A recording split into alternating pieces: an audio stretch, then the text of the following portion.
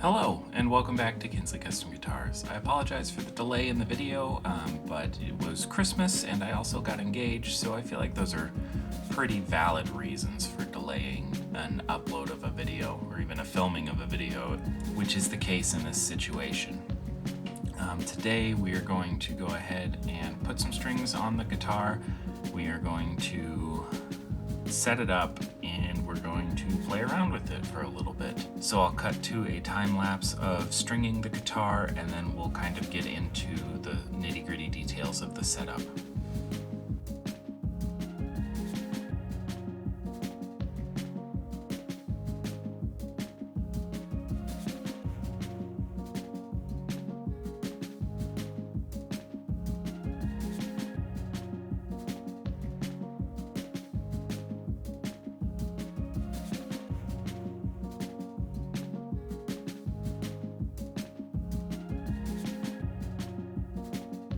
Alright, now we've got our guitar strung up and we've got a nice discordant bunch of strings going on here.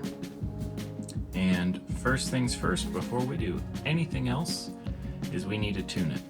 So I've got a little strobe tuner here, just available on the App Store if you've got an iPhone. Android users, I don't know because I don't use an Android, so I don't know what's available on the Play Store. We're gonna get this tuned up real quick.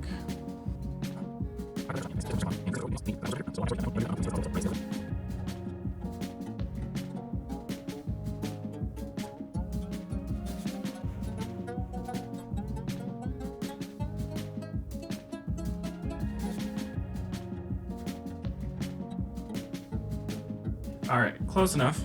So the first thing we're going to do is we're going to set up the bridge because I don't know if you noticed, but that took a while to tune because the bridge is currently floating and it's up way too high right now. So we needed it to be tuned so that we could get this bridge under tension so we could adjust it. So now that it is in tune, we are going to flip it over. And I'll show you right quick right there. Yeah, that bridge is up way too high right now. Now everybody has their own way of setting up a floating bridge.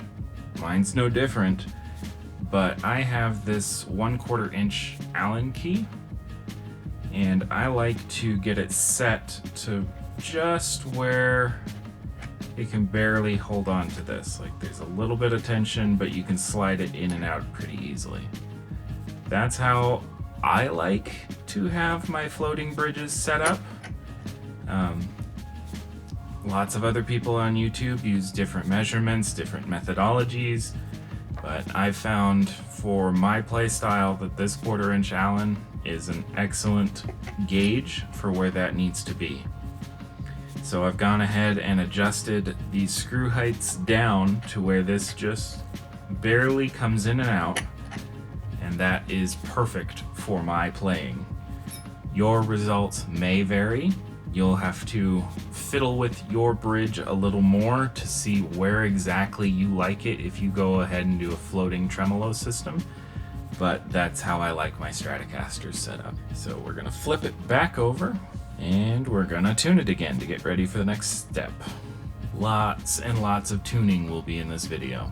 Oh, and real quick, for those of you who don't know what a strobe tuner is, basically, when there's a note there, you're trying to stop all of the circles that are rotating around and get them all to just stop and stay still.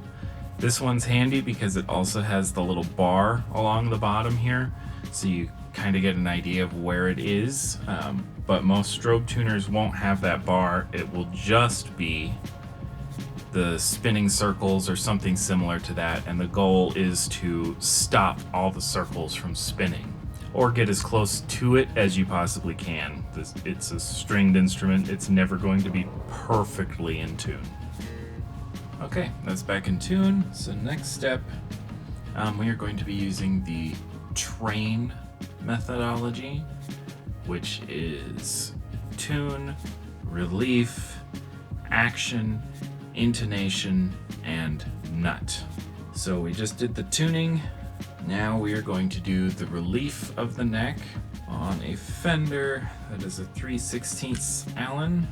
Since it has a back bow, we want to tighten the rod to bring it back up to flat. Truss rod is flat. Now we need to tune again. Okay, we got it tuned again, and one thing I'm sure you've noticed is how long it takes to get this thing tuned after any adjustment, and that is because of the floating bridge. Floating bridges do make all of this setup work much more difficult, but I feel the result of being able to forward and back bend pitches with the tremolo arm definitely adds a more organic kind of sound to the tremolo instead of just going down, such as when it's decked against the body. And it's just how I prefer it. If you set up your tremolo to where it is decked against the body, which means the whole bridge is completely flat, and then you tune it, it's going to be a lot more stable. And some people even block the trem, which is where they deck it and then they shove a piece of wood in here so that this absolutely does not move at all, and it's a very stable tuning at that point. But I like the ability to use the vibrato in both directions, so I go ahead and deal with all of the little tuning quirks that come with having a floating tremolo. So we've tuned, we've adjusted our relief, and now our next step is action. And to do that, I use the Fret Guru 2. It's just a quick gauge. It's got a whole bunch of fraction to decimal conversions and all that. You've got your millimeter ruler, your inch ruler over here, a fret sizing guide up here just to see how new your frets are. Like if they're getting too worn out in places and might need to be replaced. Got a string action gauge down here, which you also have right here. I believe this one is in millimeters, but it's just a super handy thing to have. I know StewMac also makes something similar to this. I would say trust Fret Guru or StewMac over any of the other cheaper brands. They're just going to be a little bit more precise. They are more expensive, but hey, it's something you buy once and then you can use it to set up your guitars for forever. Okay, so to do this, we're gonna see that all of these lines are in decimal and these are in inches. So what we need to do is flip this over. We're going to use 3/32 for the low E and 1/16 for the high E. So we need to find those fractions on this thing. So let's see here. 3/32 is 0.938 and 1/16 is 0.625 inches. And if we look, we've got a line here for 0.090, which is very, very close, and one for 0.060, which is also very close.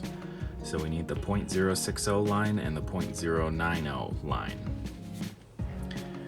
Now, to start this whole process, you will need a regular ordinary capo, and you're going to put that at the first fret.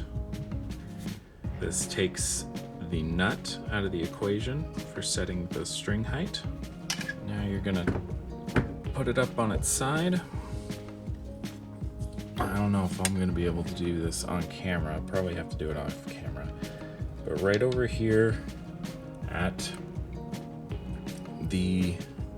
around the 14th or 13th fret, wherever your neck goes into its heel shape, you're going to measure it. And this one actually looks like it is right on the money at the 14th. So that one's good. And then you do the same thing on the high E. I'm just gonna have this tilted to where I can see it. That one's right on 0.060.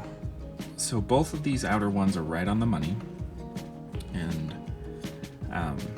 if they were not, all you would do is use a little Allen wrench and adjust these two end saddles for the E-strings until you got them to right where you needed them. Since we have the outer two done, you can take a radius gauge. This one is a 9.5 inch radius, which matches this neck. You will want to use the radius gauge that matches your neck, and these come in sets of like 20 of them with all sorts of different radiuses. And they're not too much money. I want to say maybe like 20 bucks or something like that for all of the radiuses. I have the rest of them off in a drawer, but this one is the one for this guitar. And what you're going to do is you're going to slide this under the strings, and you're just going to make sure that this gauge rests on your high E and your low E. And this one does not, which means our middle strings have to come up, because I can't, there's a gap right there. And you don't want to pull up on this to force all the strings in there. You just want to be able to rest it with it touching both ends. And you can't with this one. So it's going to require a little bit of adjustment. And the best way to do this is to hold the guitar like I have here. The neck is up over my shoulder, so you can look down. These are metric, I don't need SAE. And this one is going to be a 0.05 Allen. So to start,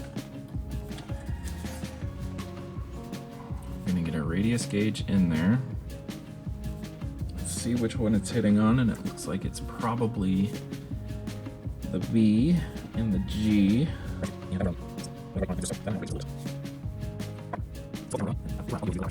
Okay, so right here, we're at the point where I can touch the outer two. Now what you're gonna do is anything that you raised up, you're going to want to drop back down until it just touches this radius gauge. Okay, so our action is adjusted. So now what we're going to need to do is tune it again. So capo off at this point. Okay, back in tune. So we have adjusted our relief and our action, and now it is time for the intonation. This is one of the most difficult parts, and it does require a pretty decent tuner, which is why I'm using a strobe tuner. Ideally, you would be using something that you can plug it into using the jack, but this definitely works just as well, and it allows me to be able to easily show you the pitches. The tuning step that goes into adjusting the intonation is extremely important to get as close to dead on as you possibly can, because you do not want to try and intonate a guitar string that is very slightly out of tune, because it'll just take longer. All right, so to do this, we will need a small Phillips head. If you have a long handle, that works great. And you definitely want to make sure you are using the correct size Phillips head for the job, because if these get stripped out on the bridge, I'll move this up a little bit so you can see.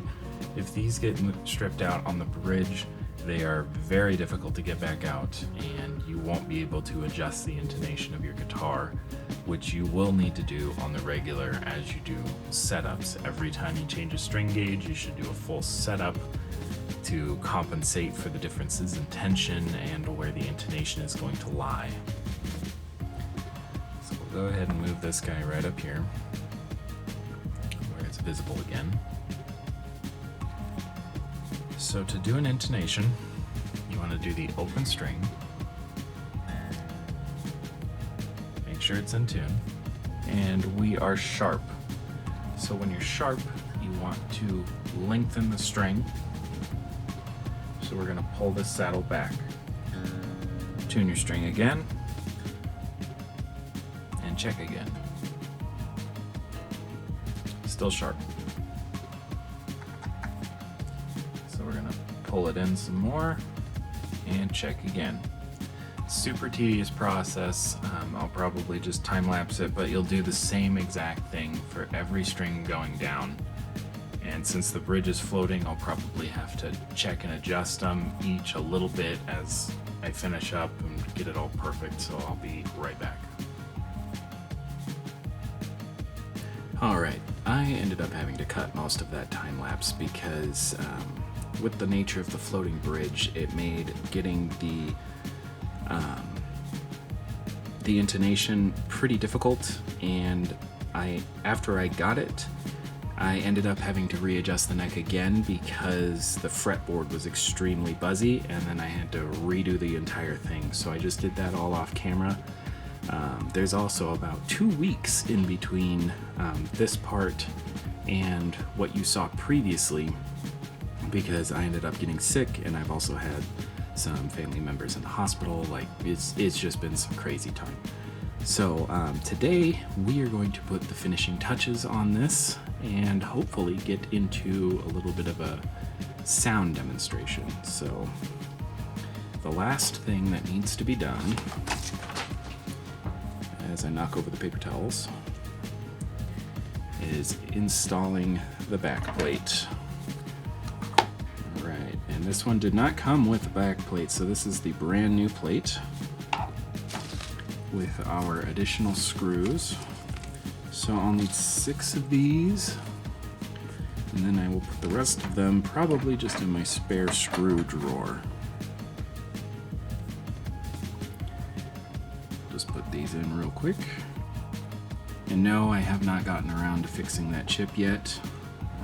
That is kind of been put on hold till I get a little bit more time. And when doing anything like this, be it this back plate or a pick guard or something, I always like to do cross corners first, just to try and help everything else line up, make sure everything is good, and fill it in from there. The guitar is complete. Now we'll do some sound samples. I'm probably going to have 3 microphones set up for this, just to kind of try and get a full capture of the way it sounds out of an amplifier.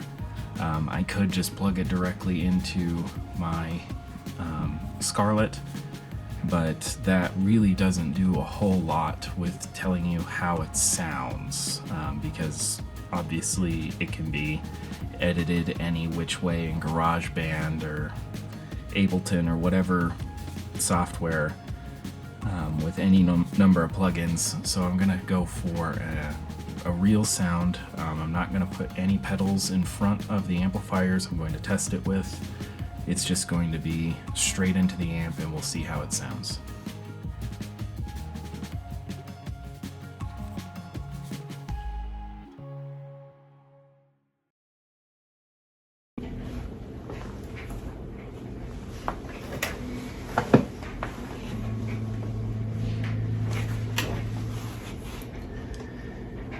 Hello, and today we're going to be doing the audio demonstrations on this Fender. The amps we're going to use today are the Fender Frontman 212R, great clean tones, and we're probably also going to use this Bugera 333XL for the dirty tones.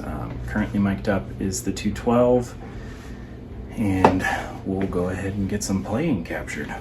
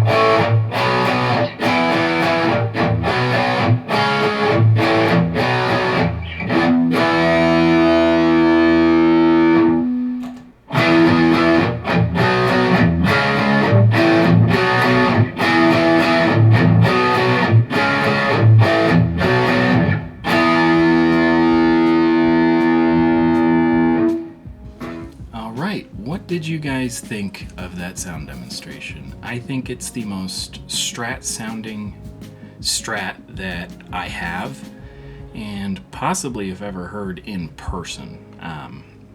Definitely has all that jangle to it that is associated with Stratocasters, and it's definitely a welcome addition to my collection.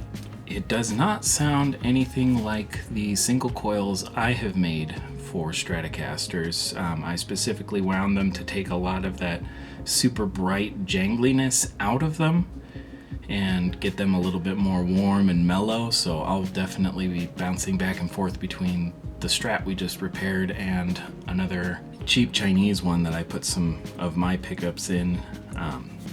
If you want to see a comparison of that, definitely comment down below. To do all that, I need to find the time to do it, and with currently planning a wedding and everything else I have going on in my life, I may not have time, so the videos will be fairly intermittent from now on. I still work a regular job every day. This is by no means anything regular for me, it's just a hobby. Whenever I find something interesting, I like to try and make a video of it. So I hope you all enjoyed this journey that we've taken together, and I hope to see you all in the next video, whenever that may be. Thank you for watching. Take care.